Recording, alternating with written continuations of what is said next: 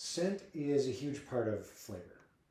So scent is everything that evaporates from a food or drink, goes up into your nose, and is perceived by your olfactory receptors.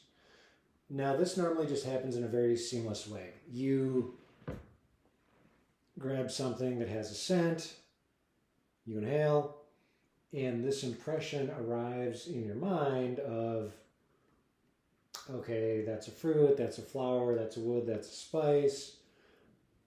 But what is going on behind the scenes there? There's a lot of nuance to how that process happens, and understanding that process can inform decisions that you might make if you are creating a scent or if you are creating flavor. So the first thing is that the only things that you can perceive with your nose are things that are volatile. So that means literal molecules are evaporating off of whatever the object is, whether it's a food, whether it's a drink, whether it's, anything that has a smell. Those molecules have to fly up. They have to go into your nose, and in your nose they meet with olfactory receptors. So you have two little patches sort of right back from behind your eyes here that are tons of olfactory receptors. You've got about 20 million receptors, which is actually about how many pixels a good SLR camera has.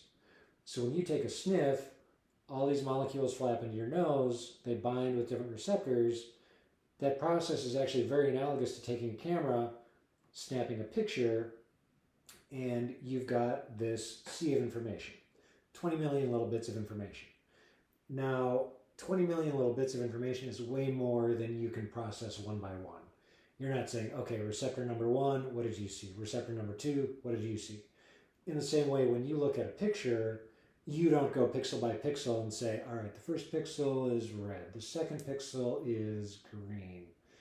You look at that overarching impression and say, oh, it's a cow, oh, it's a tree, oh, it's a tractor.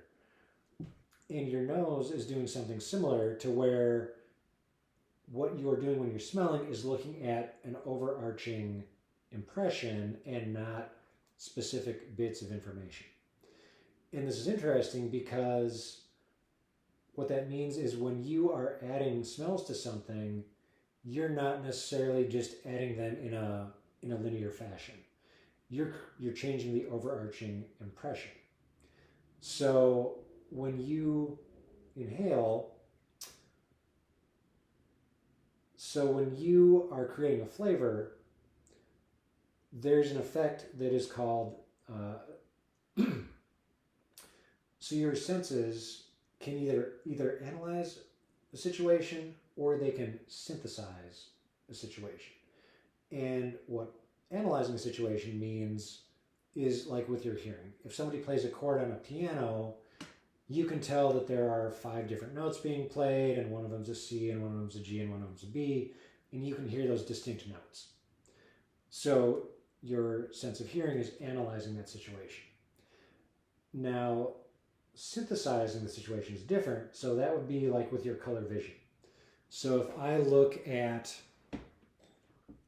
this little garlic toast and it looks brown, I know that there's no wavelength of light that is brown. Wavelengths of light are either red or green or blue. Those are the receptors I have. And my brain is putting together all those different combinations and telling me, okay, based on the combination of wavelengths hitting my eye, I perceive this as brown. I can't go into my brain and say, well, is it 3 parts blue and 1 part red and 2 parts green? I don't have that information. It's already been synthesized. And similarly, that can happen with your sense of smell. So depending on how many things are going on, your sense of smell can actually work in both ways. If there's only a couple inputs, your nose can perceive those different inputs. So let's say you're cooking breakfast. You're cooking bacon, you got some coffee going, and you're frying some eggs. When you come down the stairs, when your partner comes down the stairs in the morning, they can smell those 3 different things. But bacon is actually several hundred different volatile molecules. You can't pick apart each of those 100 different things that's in bacon. You just get bacon overarching impression. And when you are creating flavors or scents, I really like to get to that level of complexity where it becomes a new flavor object. It's not coffee plus bacon plus eggs.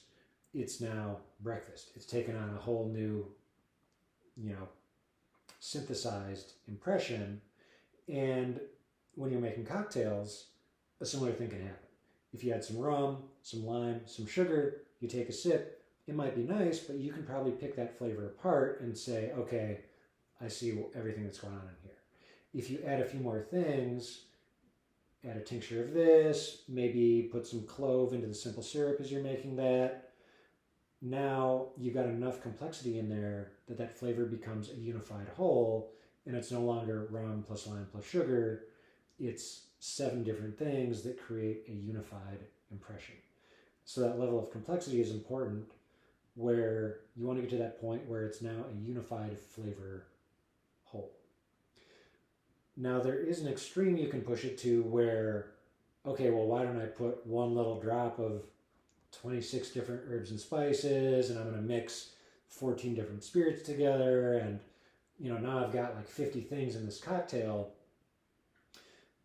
There's an effect that I like to call the finger painting effect. So if you're finger painting, you put a little squeeze of red paint, a little squeeze of blue, a little squeeze of orange, you mix them all together, you wind up with brown. And that same thing can happen with flavor, where if you add too many things together, it just creates a jumbled mess, and it's essentially the olfactory equivalent of brown. It may not be bad, essentially a Long Island iced tea is olfactory brown, but usually it's not the most artful or the most elevated effect. So thinking about that image analogy of scent, how the different components play off of each other and create that synthesized whole, is key when developing flavors.